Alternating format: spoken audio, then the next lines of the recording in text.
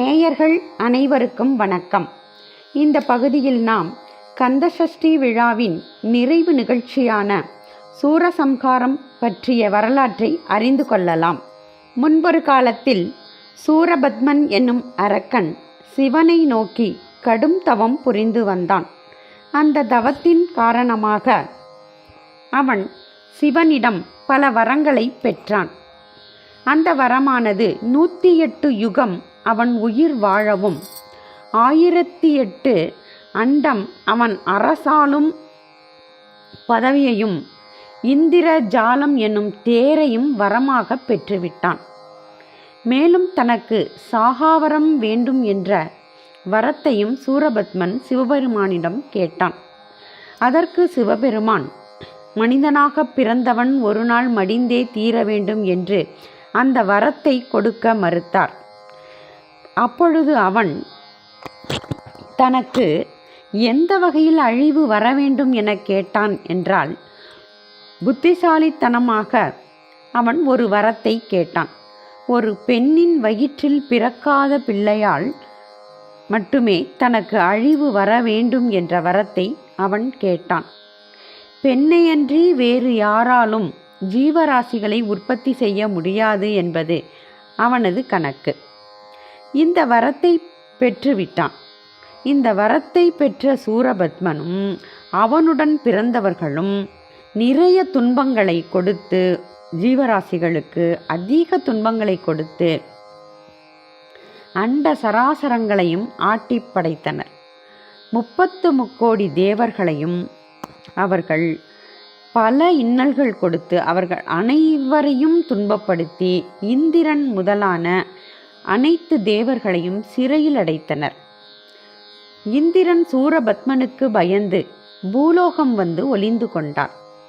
அசுரர்களின் இந்த கொடுமையை தாங்க முடியாத தேவர்களும் முனிவர்களும் கைலாயம் சென்று சிவபெருமானிடம் முறையிடுகின்றனர். சூரபத்மனிடம் இருந்து தங்களை காக்கும்படி அவர்கள் முறையிட்டனர். சிவபெருமானும் தேவர்களையும் முனிவர்களையும் காப்பாற்றும் நோக்கத்துடன் பார்வதி அன்னையின் துணையின்றி தொடர்பின்றி தனது 6 நெற்றிக்கண்களையும் திறக்க, சிவனுக்கு 6 நெற்றிக்கண்கள் உண்டு. அதன் பெயரானது ஈசானம், தத்புருஷம், அகோரம், வாமதேவம், சத்யோஜாதம். ஞானிகளுக்கு மட்டுமே தெரியக்கூடிய முகம் சத்யோஜாதம் என்பதாகும். இந்த 6 முகங்களையும் கொண்டு அவற்றிலிருந்து தோன்றிய 6 தீப்பொறிகளையும் அவர் வெளியிட்டார். அந்த 6 தீப்பொறிகளையும் வாயு பகவான் ஏந்திச் சென்று சரவண பொய்கையில் மலர்ந்திருந்த தாமரை மலர்கள் மீது சேர்த்தார். அந்த தீப்பொறிகள் 6ம் 6 குழந்தைகளாக தோன்றின. அந்த 6 குழந்தைகளையும் 6 கார்த்திகை பெண்கள் பாலூட்டி சீராட்டி வளர்த்தனர். அந்த 6 திருமுகங்களும் ஞானம், ஐஸ்வர்யம், அழகு, வீரியம், வைராக்கியம், புகழ் என்னும் 6 குணங்களை கொண்டிருந்தது.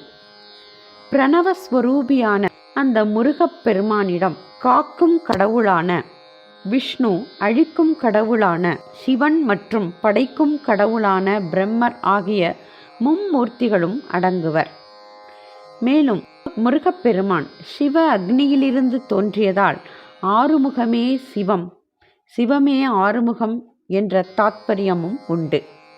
அந்த 6 குழந்தைகளையும் அன்னை பார்வதி கட்டி அணைத்தாள்.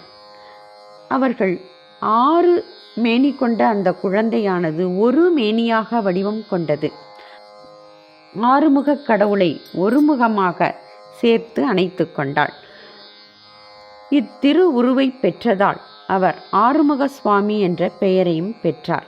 அத்துடன் இந்த 6 குழந்தைகளையும் ஒரே குழந்தையாக ஸ்கந்தம் செய்ததால் முருகப்பெருமானுக்கு கந்தன் என்ற பெயரும் உண்டு. முருகன் என்றால் அழகன். கோடி மன்மதர்களை விட அழகாக இருந்தான் முருகன். சூரபத்மனை அழிப்பதற்காகவே அவதாரம் செய்த முருகப்பெருமான் முதலில் சிங்கமுகன், தாரகாசுரன், அவனது மகன் என எல்லா சேனைகளையும் 5 நாட்களில் அழித்தார். 6ஆம் நாள் எஞ்சியவன் சூரபத்மன். தனது சேனை தலைவரான வீரபாகுவை சூரபத்மனிடம் தூது அனுப்பி அவனை திருத்திக் கொள்ளும்படி எச்சரித்தார் முருகப்பெருமான். ஆனால் சூரபத்மன், பாலகன் முருகனா எனக்கு எதிரி, யார் வந்தாலும் இந்திராதி தேவர்களை காக்க யாராலையும் முடியாது என்று வீர ஆவேசமாக கூறினான். உடனே பிரம்மா, விஷ்ணு, சிவன் ஆகிய மும்மூர்த்திகளும் முருகப்பெருமானை அழைத்து சூரனுடன் போர் புரியுமாறு அனுப்பினர். சூரனோ கடலின் நடுவில் வீரமகேந்திரபுரி என்ற பட்டணத்தை எழுப்பி அங்கே வசித்து வந்தான். அங்கே செல்வது அவ்வளவு எளிதானது அல்ல. ஆனால் உலகால வந்த முருகப்பெருமானுக்கு இது சாதாரண விஷயம். முருகப்பெருமான் அந்த நகரை அடைந்தான். சூரன் முருகரை பார்த்து ஏளனம் செய்தான். ஏ சிறுவனே, நீயா என்னை கொல்ல வந்தாய்? பச்சை பிள்ளையப்பா நீ, உன்னை பார்த்தாலே பரிதாபமாக இருக்கிறது. பாலகா, இங்கே நிற்காதே, ஓடிவிடு என்று சூரபத்மன் முருகரை பார்த்து பரிகாசம் செய்தான். முருகன் அசரவில்லை. தன் உருவத்தை பெரிதாக்கி சூரனை பயமுறுத்தினான். அதன் மீது சக்தி வாய்ந்த 7 பானங்களை எய்தான் முருகப்பெருமான்.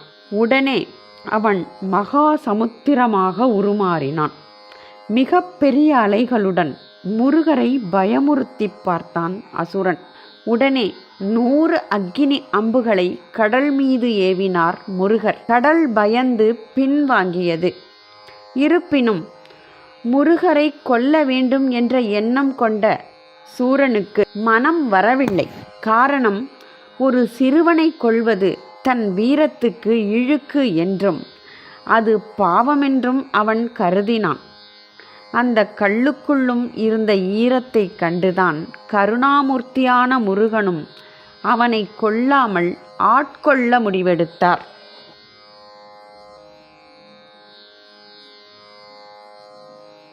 இந்த